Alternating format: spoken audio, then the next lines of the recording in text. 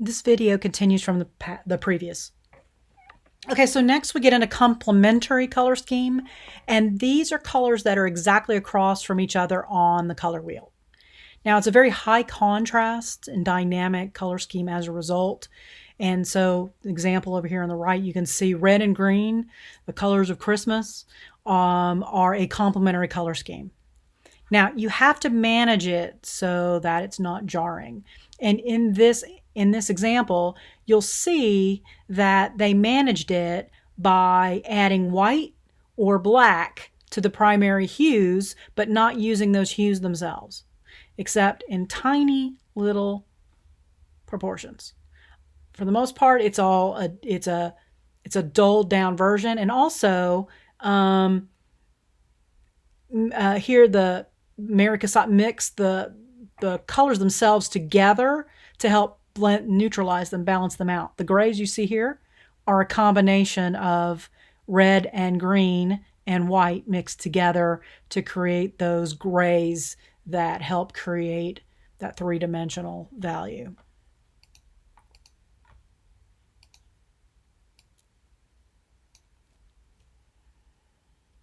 So the main ones that we know are red, green, blue, orange, and purple, yellow, but it technically works with literally any color. So as you can see here, the one that's popped out here is purple. And across from it, green, lime green. So there's this red violet, which is what's known as red violet. That's officially that term, color, and yellow green. And those are across from each other. So it's not just the main ones that you know that are established.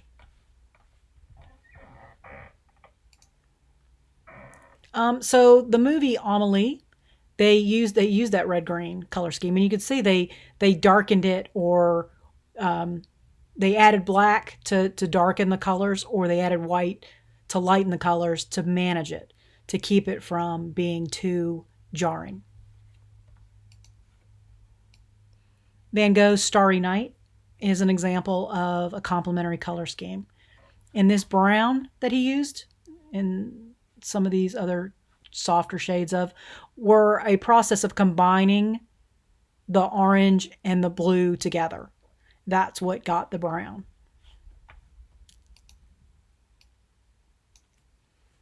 And so you can see here that this, because they use the very saturated colors, it creates this high intensity. It also played against the good guy versus bad guy, which is kind of what the movie was about. Split complementary is when you take a color and then you go find its complement, but then you go to the left and go to the right instead. Okay, so it's a Y. Oh, here it's shaped like a V, but you can also see a Y on the. Okay, so in this case, red, orange, green, and then blue. So what we do is we start with red, orange, and we came straight across to blue, green, but we skipped over it and went green and blue.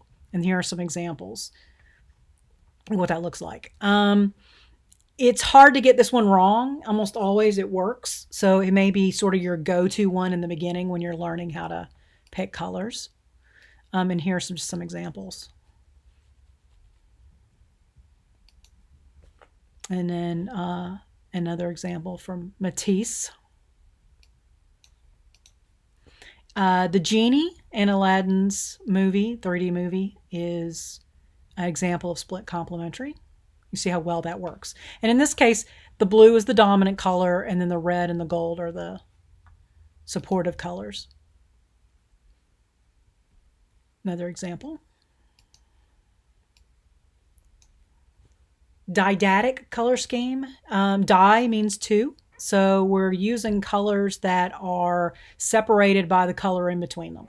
So you pick a color and then you take its neighbors and leave it out, and that's didactic. And here are some examples of didactic color schemes. You can see it's really not. It's got this nice level of contrast, but without being jarring.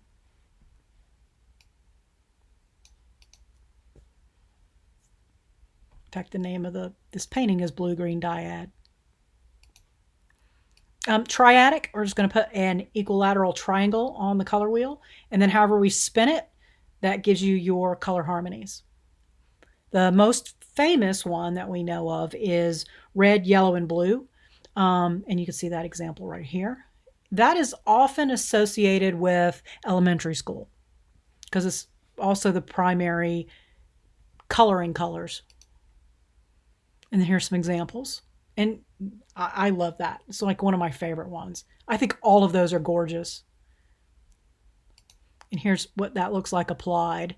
So you can see it tends to be a very modern style. It's strong contrast. It is not for the weak of heart.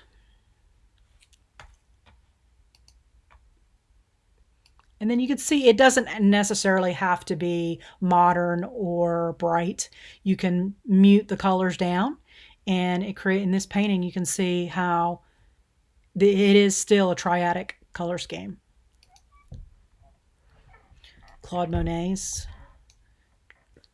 use of triadic color scheme. Tetradic or double complementary color scheme, and basically you're putting a rectangle, or an X, and you're using two sets of complements. Now this can be really overpowering, so you want to pick one as your dominant and use the other three very sparingly. And this is a perfect example of what that looks like. So this is my main color, and then those are just my little bits of accent. And here are some examples of what those are. They do tend to be very bold.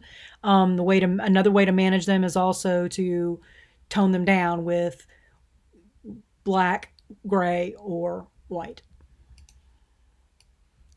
Here's an example of violet, yellow, orange, and blue.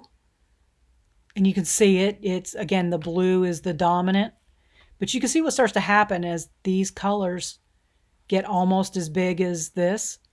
They start to fight with each other. And here it represents very well the sunset, which is what the French Impressionists were after. But you can see what would happen if those were equal on the page. There would be really high tension there.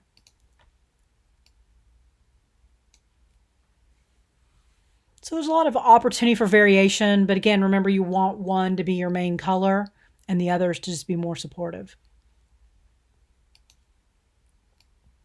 Another example, blue is the dominant color. There's something called square color scheme, and you literally put a square, right? Squares equilateral, on the color scheme and spin it.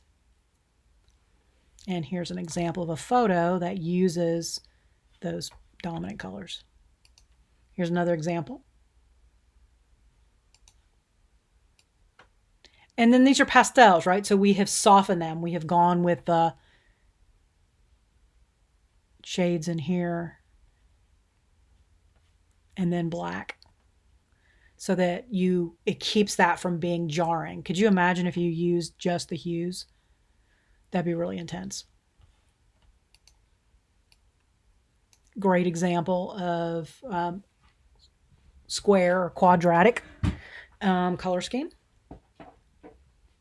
And, you know, you've got to have you can have a client who is about as artistic as you are to get them to go for this. This is not something you're going to get unless it's in, again, very muted shades. This is not something you're going to get the average person to want to go with. It's going to scare them. And you see this one is, again, the small amounts of other colors with the main sky being the main one.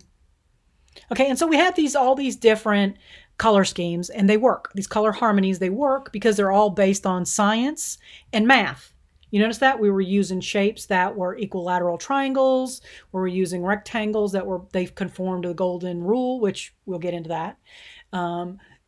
Equilateral squares. So these are all mathematical, scientific decisions. Now, it doesn't mean that just because you start here that you have to stay here.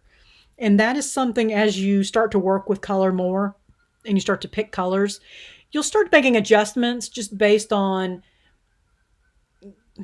it doesn't always work out perfectly, even though it's a mathematical equation. And you just sometimes want to make adjustments.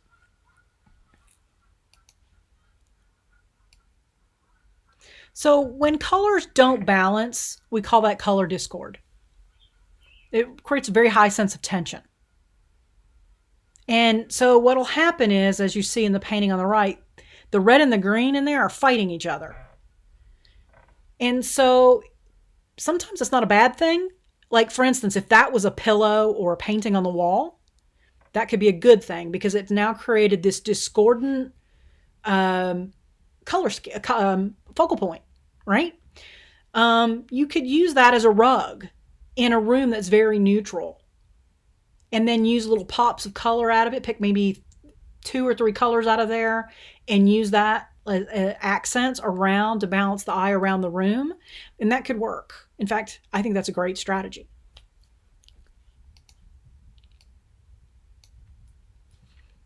And so, in this painting, this was an example of color discordance.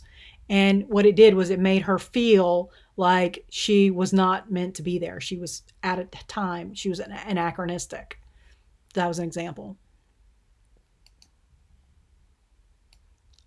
Okay, we are going to stop here and continue in the next video.